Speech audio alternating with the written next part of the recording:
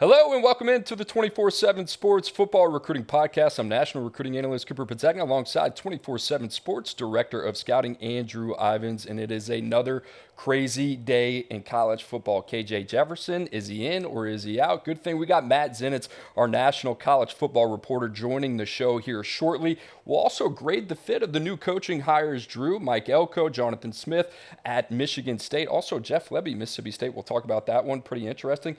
And then a little portal stock market. Who are the Oyster Boys buying stock in? The transfer portal right around the corner on December 4th. That is the talk of the town. But first, Drew, before we jump in, I believe you have one little thing. I do have one little thing, Cooper. You've been watching TV, right? All the holiday commercials. Bowl season is incoming. Got the championship games. We got that bowl selection show on Sunday. I'm warning everyone now. I think this bowl season is going to be deflated as ever. And why? The transfer portal. You see all these kids entering their names in the transfer portal here over the past few days, and we're not even to the official window, which opens on December 4th. I was going through Brad Crawford's projections, bowl projections on 24/7 Sports. He does an excellent job of doing that. Put that out on Monday. One game stood out to me. He had Miami taking on USC, I think in the Sun Bowl out in Arizona, December 29th. Who's going to tune into that thing? You got Tyler Van Dyke in the transfer portal, Caleb Williams. He's going to be off to the NFL draft. A few more Miami starters and contributors not expected to play. Look, Cooper, this is turning into like exhibition season. Sure, college football playoff, some of these New Year's Six games, they matter. But, man, it's going to be a lot of new faces playing, and those new faces want to get some game snaps because, hey, then they got film to use to enter the transfer portal. I don't know. I'm out on bowl games, and I'm putting my flag down now. I'm out on the bowl season, Cooper. Drew, I believe you are a big Ja'Cory Brown fan. That wouldn't fire you up in El Paso there in the Sun Bowl to see little Ja'Cory Brown versus Miller Moss? If you're a Miami fan, would you want those guys to play? Now he's got, 60 offensive snaps, and then he can enter the transfer portal. I don't know. I think we just need to rethink these bowl games. Maybe some of the lower level ones. Yeah, it's going to be pretty interesting to see how that plays out over the next month, especially with the transfer portal already. It just seems like the names continue to pour in day over day. We'll see what happens on Monday as well. Guys, if you like the podcast, you enjoy listening to the podcast, well, we have a video element of it now that exists on the 24/7 Sports YouTube channel. Andrew Ivins and Cooper Petagna every Tuesday and Wednesday at 5 o'clock Eastern Time. Find us on the 24/7 Sports YouTube channel. And by the way, if you're tuned in right now, smash that like button. Also, subscribe to the show as well. Help feed the families around here. That's a big deal to us. So without further ado, we are very honored to bring in our next guest. That is Matt Zenitz, national college football reporter for 24/7 Sports. Matt Zenitz has not slept over the last couple of days. He's got a 1-year-old. KJ Jefferson's hopping in and out. It's a crazy time to be Matt Zenitz. And Matt Zenitz, I'm going to just start off the top. Mike Elko, the new head coach of Texas A&M, he's had a busy week, got hired this weekend. A lot of people thought it was going to be Mark Stoops. It's Mike Elko, and a lot of people and a lot of other college football teams have had their eyes on College Station. So between the player movement potentially we could see and maybe some coaching movement as well, what are you hearing out of College Station? Well, hopefully I don't look too tired, so I've tried to load up a combination of coffee and energy drinks to try to avoid that. So apparently has some work to do, but Mike Elko probably in a similar category to a certain extent. I'm assuming this has probably been a busy last couple of days for him in College Station, and priority number one for him is probably the player retention component of this. So I don't think it's any secret whatsoever that there have been a number of different schools, including some high-profile schools around the country, that have very much been monitoring the situation at Texas A&M and keeping an eye on whether it's Evan Stewart, Walter Nolan, LT Overton. You can go down the list in terms of talented young guys that they have on that roster, just what they ultimately decide to do in terms of going into the portal or not. So it sounds like from what I've heard, Mike has started meeting with those guys in the recent days. And I'm sure we'll be looking to avoid as much as possible a mass exodus of players going into the portal. But in addition to the player retention part of it, the coach retention part of it also is important also. So Elijah Robinson is a big priority for them to keep on staff there at Texas A&M. everything I've heard, Mike definitely wants to keep him there. Players love Elijah to the point that they were campaigning for him not only to be a part of this staff, but were pushing for him to get serious consideration for the head coaching job. I know some stuff's out there that has presented it like it's just a foregone conclusion that Elijah is going to be back. And I'm not saying that he won't be, but from the information that I've gotten the last couple of days, there are some different opportunities out there, including, like, for example, the Syracuse DC job sounds like something that could be a possibility for him. He's extremely close with Fran Brown, the new head coach there. I almost have, as it's been described to me, a brother-like relationship. And I know for a fact there have been other things that Elijah's gotten interest for recently. So to go along with the player part of it, the coach retention deal is going to be something important for Mike also, and finding a way to keep somebody like Elijah on staff there instead of going elsewhere. Matt, we've seen a number of established arms enter the transfer portal. Tyler Van Dyke, Will Howard, KJ Jefferson. We don't know if he's in, if he's out. The list goes on and on. You'll see it right up here. Sorsby, Tyler Show. Any potential destinations maybe emerging for some of these top arms that are exploring the transfer market? Yeah, probably the big thing that I would say with that is you're going to see several top programs around the country land a transfer quarterback in the coming weeks. So not at a point where we want to throw out too much in terms of individual schools. There could be options for some of these guys. And there are also some players who aren't officially in yet that there's probably a good chance they end up in there and could be options for some top places. But you have, just to go through some of those schools, Oregon, Notre Dame, have Florida State, that we'll see what happens with Tate Rodemaker the final part of this year. I think they're kind of in audition mode with him right now, but depending on how he does, could potentially be in the market for a portal quarterback. Washington's obviously had a great year with Kalen DeBoer. They're very much in the market for a portal guy. USC expecting obviously to lose Caleb Williams. They're going to be in the market for a transfer quarterback. You can go down the list. There are a number of high-profile teams, programs, situations around the country where you're likely going to see a transfer brought in at some point in the next couple of weeks.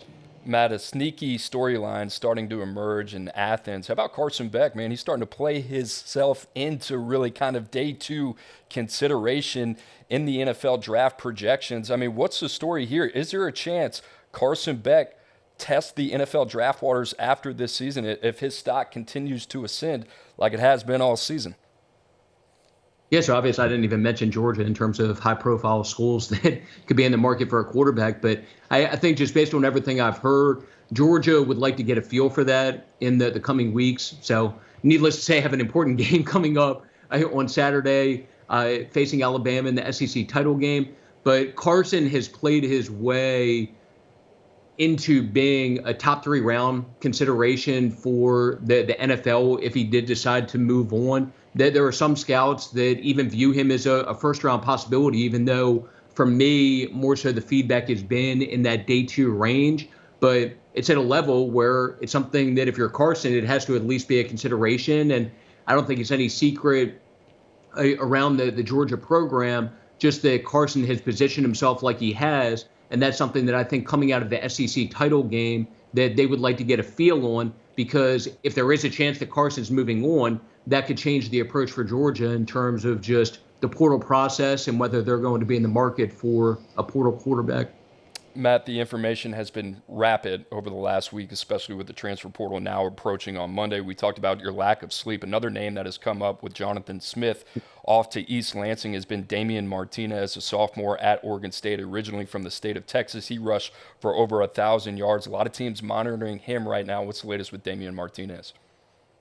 Yeah, so I think Damian put something out publicly or did an interview in the last couple of days where it indicated that he's staying put at Oregon State. I haven't gotten independent confirmation on my end whether that's the case or not, but that's something that I know started to trickle out in the last couple of days. The thing that I can tell you very confidently on my end is that there have been a number of big-time schools around the country that have been closely monitoring that one, which comes with the territory when you have a kid who has run for 1,200 yards or whatever it's been that Damian has put up this year. And if he did go into the portal, would garner significant interest. But anytime you have a coach leaving or a coach being moved on from, that there are naturally going to be schools looking at that roster and closely monitoring top guys from that team that could be portal possibilities. And even beyond Damian, you have a young quarterback like Aiden Childs, that there are Power 5 programs around the country that are intrigued by him. I know that Jonathan Smith and that staff were extremely high on him as a young player with upside, and it wouldn't even surprise me if he did go into the portal, if maybe Michigan State could be a possibility to reunite with them. And then obviously you have the DJUs of the world who, it feels like DJ's been in college for forever at this point, but he under Jonathan and Brian Lindgren there at Oregon State really took a step forward this year. And he's put himself in a spot where I think he is one of a few potential portal options at quarterback that still trying to figure out if the grades from the NFL are at a point where it makes sense to move on. So I don't know if there's necessarily a final decision with him and the portal as of yet, but that's another one to go along with Damian, Aiden Childs. There are others that there are some teams around the country definitely monitoring to see what the final decision is. Matt Zenitz, we appreciate you stopping by. You can follow Matt Zenitz's work, especially over the next week. That is a must-do. On Twitter, at Matt Zenitz, I think M. Zenitz or something like that. You can figure that out. He'll also be on the Transfer Portal Palooza show on 24/7 Sports on December 4th. Matt Zenitz, thank you. Hopefully you get a nap in, my friend. Thanks for stopping by. Drew, how about that, man? No lack of nuggets there from Matt Zenitz. Any takeaways? Elijah Robinson to Syracuse? What? I mean, dude, Florida, LSU, they all need a defensive line coach. A&M needs a defensive line coach. This guy has been stacking that room, probably the most talented room in all of college football. What do you think about that one, that possibility? Well, that staff would be able to recruit, and you look at Syracuse, you feel like they would get a lot of bounce backs from Georgia and Texas A&M. I wanted to ask him about that crystal ball pick he fired in for Max Johnson to North Carolina. Drake May on his way out there in Chapel Hill. Mac Brown still kicking. Max Johnson, I don't know. That one kind of gets me a little bit excited. But certainly it sounds like these dominoes are going to continue to fall with the quarterbacks. And he made it seem like they're going to fall pretty soon. The one takeaway I have, how about Georgia? Carson Beck, that's a very real consideration if he continues to play the way that he has played all season under Mike Bobo. How about Carson Beck potentially sneaking into that day one conversation? If he's at that point, and right now I think a lot of NFL scouts and executives kind of put him in that day two conversation, it wouldn't shock me at all if Carson Beck wants to test the waters of the NFL draft, and that would put Georgia more than likely in the market. We'll see what happens. Brock Vandagriff, Gunnar Stockton there as well. Obviously, you have the number 2 player in the country, Dylan Raiola, coming to town as well. So Georgia, a team to watch over the next couple days. We'll see what they do in the portal. But Drew, a perfect segue to our next segment, talking about grade the fit for the new hires. And we've been talking a lot about Texas A&M, and we talked about him yesterday on the show as well. Mike Elko coming over from Duke, 2 seasons there, 16-9. The New Jersey native, 46 years old. Drew, what's your grade on Mike Elko to Texas A&M? So we're talking fit, right, and outlook when it comes to recruiting. I marked down a B+ here. I kind of like this for Texas A&M because I think Mike Elko, he goes to Duke, and Duke doesn't have the access to the blue chip recruits. They'll get one every few years, and it really turns into how you evaluate. And you got to do it early. And I've mentioned this in the past. Duke, most of their recruiting class, which was tracking to be, I think, the best ever in the modern recruiting era, ranked 36th overall, right? 3 weeks before the early signing period. All that was in place by the end of June, start of July. Like, Duke did its homework and got those guys committed. And when I look at Texas A&M, I don't think they're going to get away from chasing after the big names out there, the Cam Colemans, the Terry Bussies. They're going to continue to covet and recruit those guys. That's what Texas A&M does. But I think where they have lacked is that back end of the roster, right? If you looked at rank the guys 1 through 85, I think 50 through 85 is where Texas A&M has had some holes. And when the big names don't work out, those are the ones that are playing. I mean, heck, the Aggies started a freshman linebacker that they flipped from Baylor this season. Now, he was good, but in the ideal world, a program that just signed the highest ranked recruiting class ever 2 cycles ago should not be throwing a 3-star freshman into the fire. You don't just want to live by that. So I think Mike Elko, assuming He continues to do what he did at Duke in terms of player development, player evaluation. You blend that with the reach that the Aggies have in terms of getting a seat at the table with the best recruits, not only in the Lone Star State, but throughout the country. I'm excited, and I think he's going to hire a really good staff. Elijah Robinson, easy to see why he's a priority. I mean, he's in it for pretty much every big defensive lineman. So I like the idea of this. Interested to see what the mix is, but I think the back end of the class is where Texas A&M really has a chance to make a difference. Yeah, quick reminder, these grades, like Drew said, they're on recruiting potential, recruiting outlook as well. Drew, I'm not far off. I gave Mike Elko a B for Texas A&M in that hire. I said yesterday, it feels like they hit a double with a chance to steal an extra base. I think the big thing for Mike Elko is proof of concept. Show that you can develop. Show that you can win on the field. That has been where they're lacking. I think the other thing is you look at Jimbo Fisher's time there. I've gone back and I've said this, 5 out of the 6 seasons that Jimbo Fisher was there, they had a top 10 ranked recruiting class. From what I know and from what I understand, it wasn't like Jimbo Fisher was this elite CEO, right? The things that we hear about Mike Elko are organization, vision, structure. They've done a really good job at Duke. You mentioned that going from 51 to 36 is nothing to really kind of blink at. You add that to Texas A&M. I still think they're going to be in it for these top tier targets.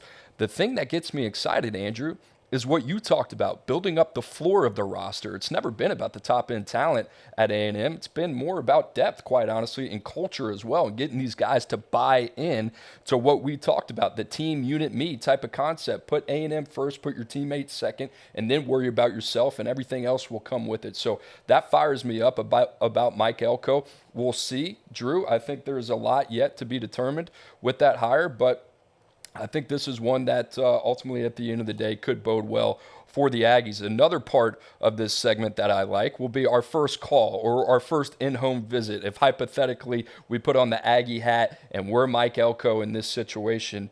Drew, who's your first call if you're Mike Elko in Texas A&M? It's a guy me and you love to debate. Terry Bussey, 5-star athlete, former, or I should not say former, Freaks List member. You like him on offense. I like him on defense. Mike Elko, defensive coach. I'm showing up at his home, my first day out on the road, and I'm saying, hey, come play safety for me because I think he can make a ton of plays in that secondary. I know you like Terry Bussey on the offensive side of the ball. I mean, he's a football player. I think you just take him and figure it out. To me, this is a guy that Texas A&M needs to hang on to. I think he's really the gem and the steal of the recruiting class. I know Cam Coleman, the wide receiver, 5-star wide receiver out of Alabama, is committed. I'm not too concerned about what the Aggies have on the perimeter, but to me, I think they need to improve that secondary. I said it way back in like September after they lost to Miami. I don't think that secondary is all that good. So I'm a defensive guy. I know my guy Mike Elko is a defensive guy. Terry Bussey is where I'm taking that SUV, probably an Escalade, my first day out on the road. No complaints from me there. I love Terry Bussey. And you know what? If Terry Bussey ends up sticking with A&M, I can get on board with Terry Bussey playing some defense. You know, listen, I know we've been split from the entire time that we started this conversation, but I love Terry Bussey. Drew, I don't make the rules here, but if I did, I would say this conversation doesn't only have to focus on Texas A&M commits. I'm going to Florida, or actually I'm staying in Texas, but I'm calling a Florida commit. DJ Lagway, the number 16 player in all the land, the number 2 quarterback. Talk about a season, Drew. He has just gotten exponentially better. He started off 5-7 as a sophomore, 5-5 overall win-loss record as a junior, 12-1 this year at Willis. In every major statistical category, he has improved. He was 55% as a sophomore. He is 72% as a senior. He's also rushed for over 900 yards, 16 touchdowns on the ground. And how about this? 58 touchdowns, 8 INTs. That TD to INT ratio is super clean. Drew, I know you touched up on the tape this morning. I love this kid. It's going to be another month or so until we have another update. We have the postseason All-Star events, All-American Bowl. We also have the Under Armour game, which DJ Lagway will be there.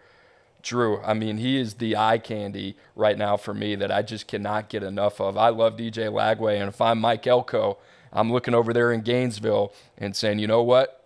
It looks a little bit vulnerable. I'm being opportunistic. I want to make a splash. Go get my signal caller of the future. I'm calling DJ Lagway, and I'm throwing everything I got at him. Well, I watched his last 2 games this morning, and man, I'm in love with what DJ Lagway has put on tape. The game has slowed down for him. His ability to make throws off platform, getting rid of the football super fast. It's just everything we thought he could be. He's rounding into form. So I agree with you, Cooper. If I'm Mike Elko, maybe I'm starting my day out on the road with breakfast wherever DJ Lagway is. I'm trying to get into that house, maybe a school breakfast. I agree. I don't know, the chances of DJ Lagway looking around, but I think it's at least worth the call. That is the dream. I think he could be a multi-year starter for Texas A&M, and I'll be honest, DJ Lagway is moving up our rankings. That is absolutely happening. So I love that shout out there. I think you need to hire an OC first before you could do that. But Mike Elko, CEO, maybe he can get it done himself. Yeah, you want to make a splash, that's one way to do it. I'm glad you brought up the rankings part. I wasn't going to be the guy. You're the director of scouting. That's why you're ultimately the one at the end of the day that's going to make that call. Hey, you got the Oyster Boys on Tuesday and Wednesday. How about Monday and Thursday? You got Emily Proud, Blair and Gulo, the 24/7 Sports College Football Recruiting Show on the 24/7 Sports YouTube channel. We got you locked in. Everything you need from college football recruiting to the transfer portal.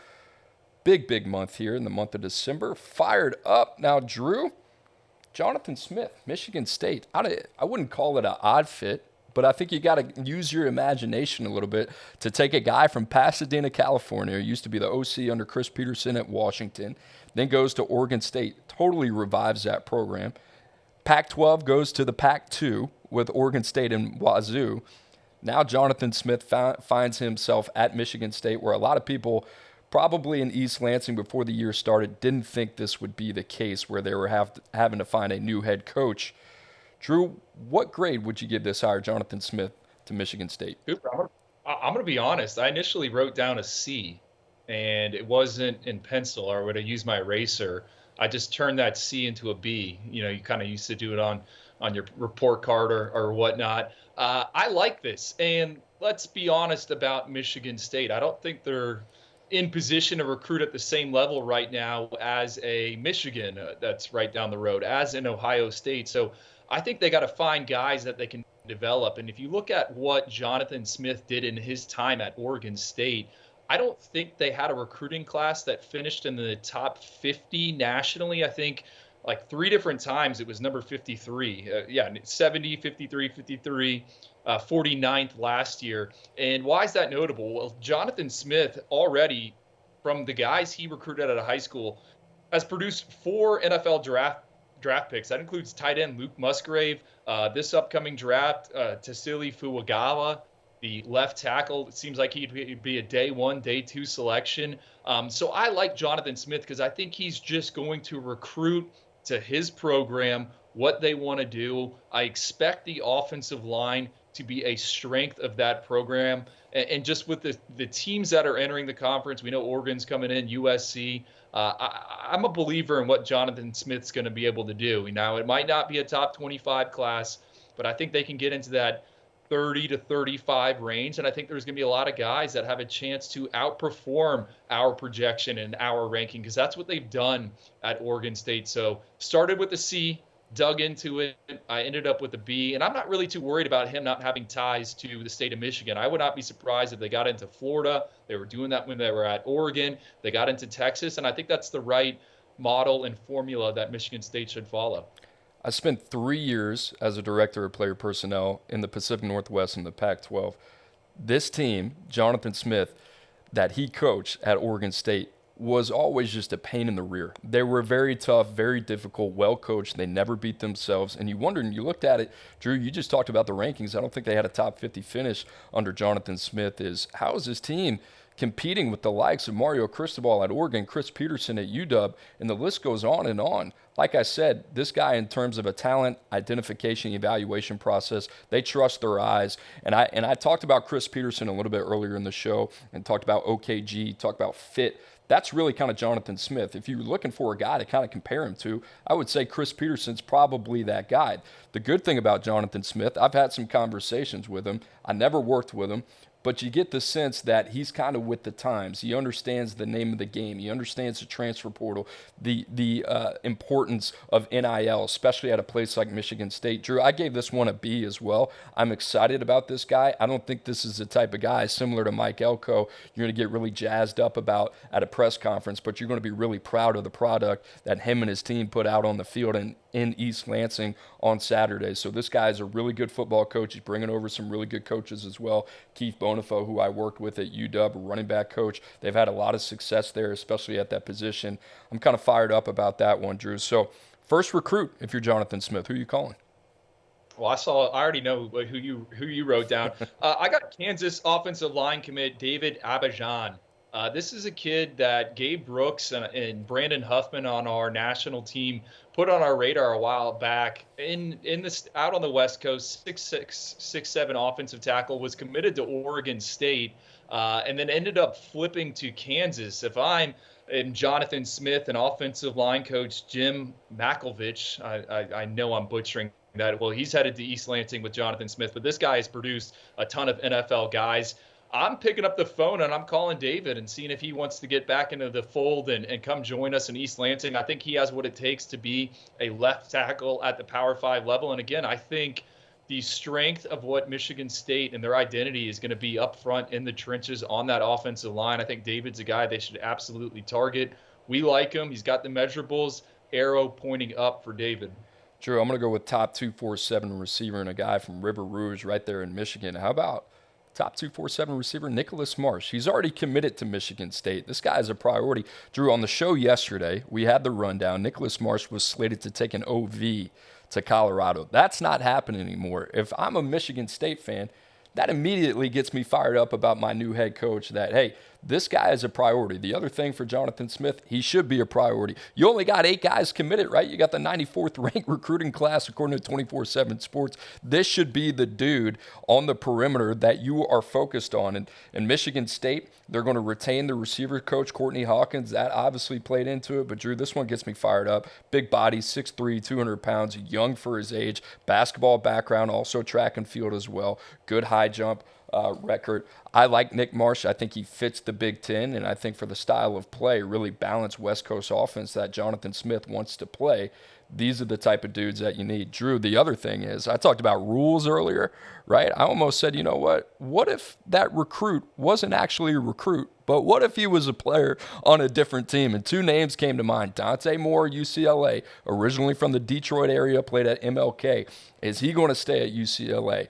If I was a betting man, probably not. And how about Aiden Childs? Matt Zenitz brought him up earlier in the show. Drew, a darling of ours, played exceptionally well at the All-American Bowl late last year in January. If Jonathan Smith can get his hands on one of those 2 cats, Drew, I mean, it gets me a lot more excited about the immediate future in East Lansing. Where is all this Aiden Childs love coming from nationally? Like, we ranked him in the top 100. We came out of the All-American Bowl, stamped him. And I know he played a little bit, but it seems like you just read these people, oh, they got to get Aiden Childs. It's like, are we just leaning on our ranking, or you guys have people watched Aiden Childs? I mean, we're all in on Mr. Childs. It's just funny to be, 11 months later that it seems like the script has completely flipped on Childs. Hey, Childs, please, baby. We're not worried about anybody else. We just keep our head down, keep doing our business. All right, Drew, one more here that we'll grade. Mississippi State, Jeff Lebby. I'm kind of a fan of this one. I'm interested to kind of see what your grade is on this one. McGregor, Texas native, 39 years old, signed with OU, Oklahoma, out of high school, played football, had a career-ending injury. Baylor, we know the story there, goes to Central Florida, then Ole Miss offensive coordinator, kind of adds a wrinkle in the Egg Bowl rivalry there. And then Oklahoma lights it up with Dylan Gabriel this past year, 10 wins for the Sooners. Drew, I had no idea where this coaching search was going. What do you think about Jeff Lebby to start Vegas? I'm buying stock in it more and more. The more I ask around and the more I think about it, Jeff Lebby, is a guy that I've actually spent some time with. He went to visit Lane Kiffin when Lane Kiffin was coaching at Florida Atlantic. Me and Lebby hung out at a tailgate and made some phone calls this morning. I have an old fraternity brother that worked for Jeff Lebby, and I said, hey, what do you think of him as a recruiter? A lot of people don't know about Lebby and his talent acquisition aside from the quarterbacks. And he said he's the best at what he does. He's a relationship person. He gets to know you, and he is someone that can close on the recruiting trail. I thought that was a little bit notable. This same contact then brought up a story about Mr. Irrelevant, Brock Purdy. When Jeff Lebby was initially hired at UCF, he had Brock Purdy all but committed to the Knights. UCF ended up going in a different direction. Brock Purdy ends up at Iowa State, and the rest is history. Now he's driving people crazy as a member of that 49ers offense. So I'm buying it, Jeff Lebby, and you get into the profile, has been in the Sunshine State, has been in Texas. I think the most important thing is he was at Ole Miss with Lane Kiffin. He understands that junior college ecosystem. He also knows how to work the transfer portal. So I think it's ultimately going to come down to, who's around him, what the NIL support looks like. But I'm a little bit more bullish on Jeff Lebby than I was maybe this time last week. You gave him a B. I gave him a B+, man. I'm fired up. I think this is the best hire that Mississippi State could make. I talked a little bit about Glenn Schumann, right? The defense coordinator at Georgia, another young guy that kind of came up in the circles. Mississippi State, they decided to go offense here. Drew, I mentioned his past and his history at Ole Miss. That kind of fires me up. I like that. I don't know if those two left on great terms between Jeff Lebby and Lane Kiffin, so I think that kind of adds something to it. But you mentioned, how about this? Jackson Arnold at Oklahoma, expect a big future from him. Dylan Gabriel did a great job with him as well. Ole Miss, he had Matt Corral there. The quarterback lineage kind of fires me up when you think about Jeff Lebby, putting him in Starkville. And Drew, you mentioned it, that NIL piece and that component I think is so important. Ole Miss has done a great job with their Grove Collective. Mississippi State, I don't know if you noticed, when Jeff Lebby got off the PJ into Starkville, he had the NIL Collective right there across his chest opposite of the Mississippi State logo. Dude, you're playing a young man's game now. I love it. That's something that I think is, it's not nothing, right? It is something. So I think Jeff Lebby understands that. This is a hire that I think if you're Mississippi State, I talked about program awareness all the time, knowing kind of where you fall in the pecking order. This makes sense for both parties, and I actually think you can win at Mississippi State. I think this has a ton of upside. You talked about being young. You talked about being able to adapt on the fly and kind of grow and take those growing pains as well. I love the marriage between Jeff Lebby and Mississippi State. So with that being said, Drew, Jeff Lebby, the recruiter, who are you calling first? Well, it's whatever quarterback he wants to call. And I went through all of the arms in the class of 2024, and I was trying to figure out, all right, what direction is Jeff going to go? And I think the answer is right there in Starkville. Trey Petty, committed to Illinois, a 3-star prospect for us. He has won back-to-back state titles and is going to play for a 3rd straight state title on Saturday. He was, Mississippi's 7A Mr. Football. I think this guy's got some moxie to him. He can run. He's ran for over 500 yards this season. He can also air it out a little bit. I don't know if this guy fits Jeff Lebby's system, but I think you would make a statement if you go in. And the previous staff there under Zach Arnett was involved with Trey Petty. He's been to a few games, or he did go to a few games this season. So I think for Jeff Lebby, if you're trying to make a statement, why not go get the guy that's right down the road? So to me, that's the first visit. That's the first call, assuming he checks the quarterback boxes. I'm not going to knock Jeff Lebby's quarterback evaluations, but I think, if it's close enough, then you go all in, because I think that's going to rally the fan base.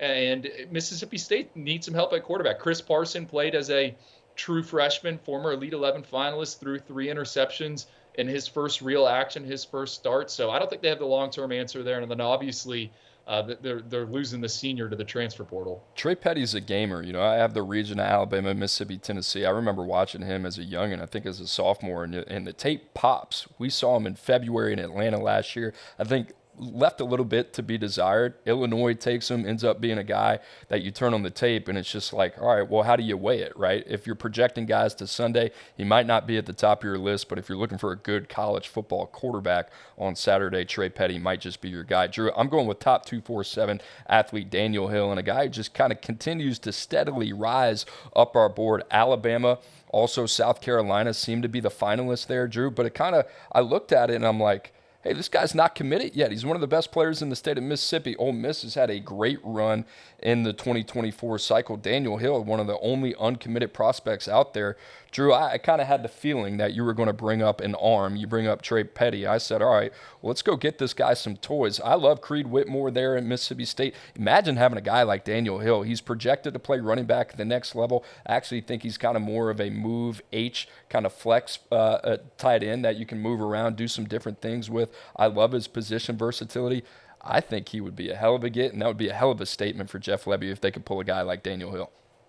Yeah, that was number 2 for me. Another guy that was on the freaks list. I agree. I don't really know what he is, but I want him on my team in the huddle, and I think he could play year 1 as a freshman in certain situational packages. All aboard the Daniel Hill train. I think that one makes a ton of sense as well, and a guy that Alabama's been involved with, Tennessee's been involved with. I mean, everyone has took a swing at Daniel Hill. So if you can close in these final 3 weeks, and I believe there's a chance Daniel Hill might actually announce at the All-American Bowl on January 6th. So then you're doing it on national TV. I'm all aboard on this one, Cooper. Pride of Meridian, Mississippi. If you don't know anything about Meridian, Mississippi, one of the best stops you can make. Chick-fil-A there on the way to Birmingham. Love it. Love Meridian, Mississippi. Hey, by the way, did I mention December 4th, Monday, Transfer Portal Palooza right here, 24/7 Sports. Emily Proud, Carl Reed, Smoke Dixon, Grace Remington, Chris Hummer, Matt Zenitz. Got the whole dang crew in here at 24/7 Sports. We'll be in here bright and early. Everything you need, breaking it down. Golly, that gets me fired up, Drew. And with that being said, let's open up ring, ring, ring. The transfer portal stock market, I believe it is open. And Drew, who are we buying stock in? I'll start with this one. Drew, give me all the stock on Washington State quarterback Cam Ward. I've been buzzing through these guys the last couple days. Cam Ward's up there. Will Howard's up there. Tyler Van Dyke. Is our guy Riley Leonard at Duke going to jump in? Is our guy KJ Jefferson going to jump in? We've been talking a lot about him. These quarterbacks, man, that's where it starts and ends. Cam Ward is the guy that I get the most excited about. You turn on that Oregon tape and it shows you everything that you need to know against a top 10 defense, throws for over 300 yards, and a guy that is creative as he is with his legs and improvising. Drew, he's only rushed for 122 yards. He's a 4-year starter. That is a career high for him. So I think people probably look at Cam Ward. He's this big physical kid at 6'2", 215 pounds plus, and he's mobile, but he's not a runner. But the arm is so live. And Drew, I wanted to talk about guys that I'm buying stock in, but I also kind of want to talk about their fits. The Apple Cup. One of the most decorated rivalries in all of college football, Washington State. Those two programs, the people in those programs, they couldn't be any more different from each other. I actually love the fit in the idea of Cam Ward playing in Seattle on Montlake under Kalen DeBoer. That kind of fires me up.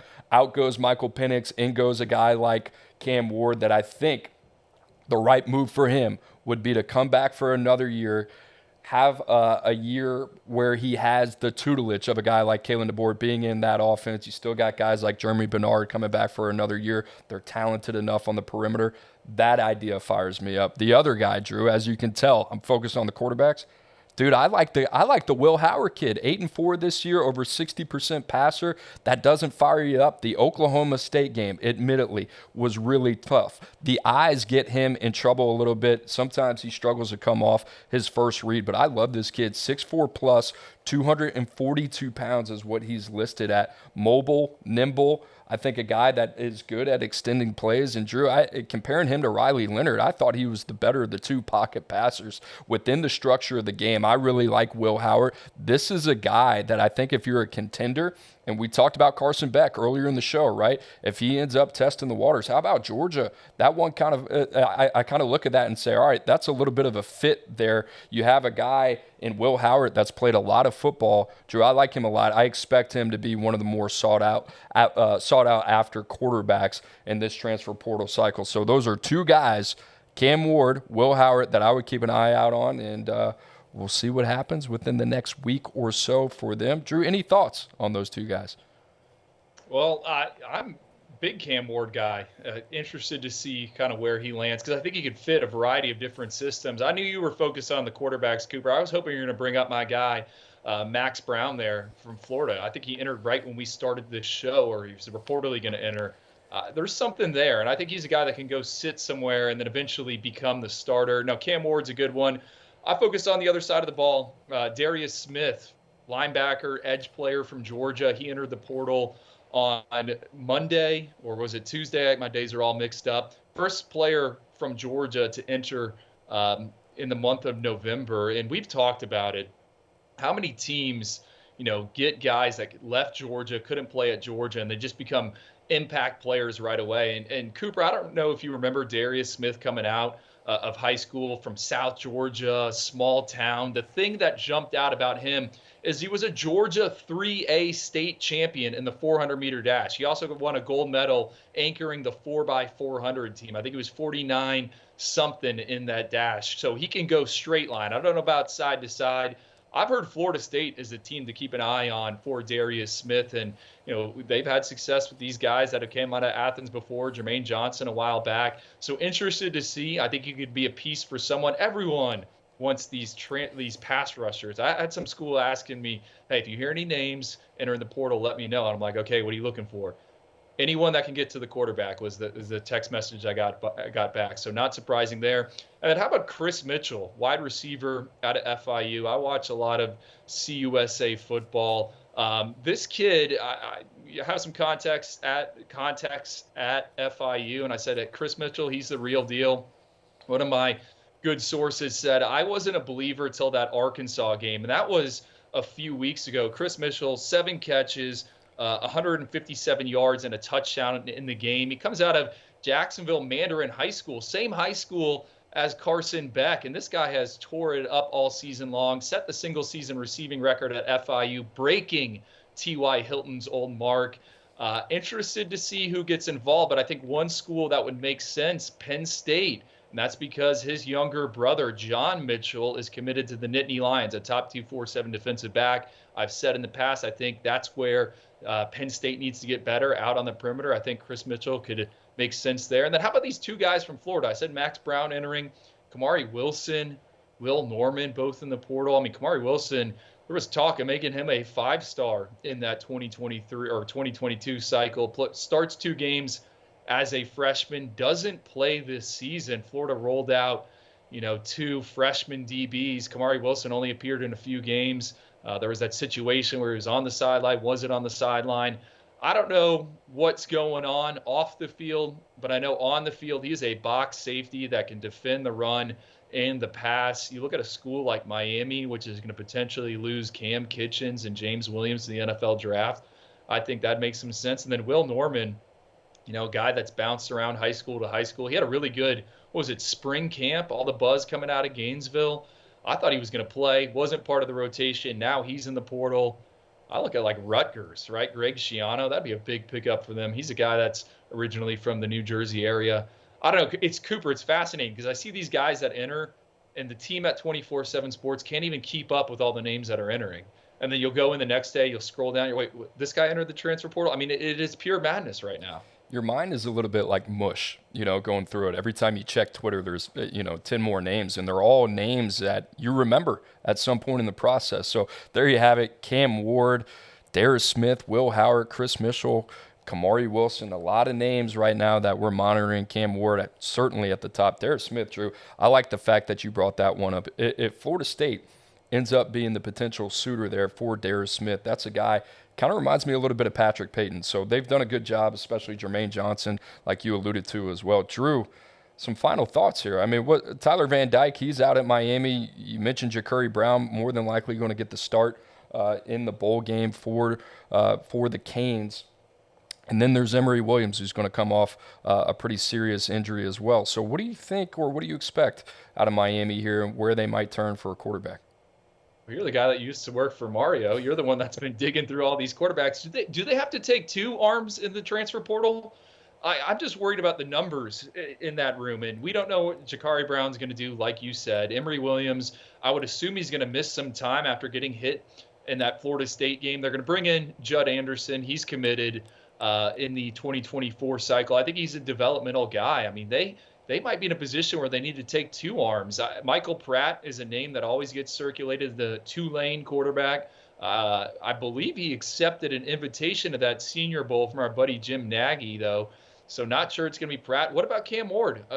Would he not make some sense if you're Miami? I think they're going to swing at the biggest of names. That's the impression I have. I expect them to swing big. Somebody posted on Twitter yesterday, pretty funny, Mario Cristobal. He's following all these quarterbacks, Will Howard, Will Rogers as well at Mississippi State. Cam Ward, probably one of those guys. If you know anything about Mario, he's a maniac on social media, is always on his phone recruiting. So that is certainly something to look after. Drew, I'm with you. I think Miami takes a huge swing at quarterback. Wouldn't be surprised, even if it's through the high school ranks, that they go and find another quarterback to take just to kind of buffer those numbers. Coop, I was going to bring that up, right? So watching all the quarterbacks right now in the 24 cycle, the guys in the top 247, doing my senior write-ups, and it doesn't feel like anyone is trying to make a move on these guys yet. Maybe we're a week early, but in years past there was at least some smoke about a big name arm potentially flipping somewhere. It happens every year. No breadcrumbs yet. Well, I think it's interesting. I think the timing comes into it, right? I think that portal market is going to be something to watch. And then once that kind of dries up a little bit, then you got 2 weeks to kind of pivot till early National Signing Day on December 20th. So we'll see what happens over the next week. I think that's a big caveat in what's going to happen, especially with some of the top arms in the country. Drew, that's all I got. You got anything else? Follow up to that. I know you're trying to close here, but does it feel like recruiting's just on the back burner this week? 100%. 100%. I think this is the most active transfer portal, without a doubt, at least the biggest names that we have seen, where you can go out and you can find premium players across the board pretty much at every position. I don't remember a portal like this. The portal hasn't even opened yet, and this kind of feels like the first wave. On Monday, I'm not even sure. It might be a trickle by that point, right? I expect more names to kind of jump in over the next couple of days.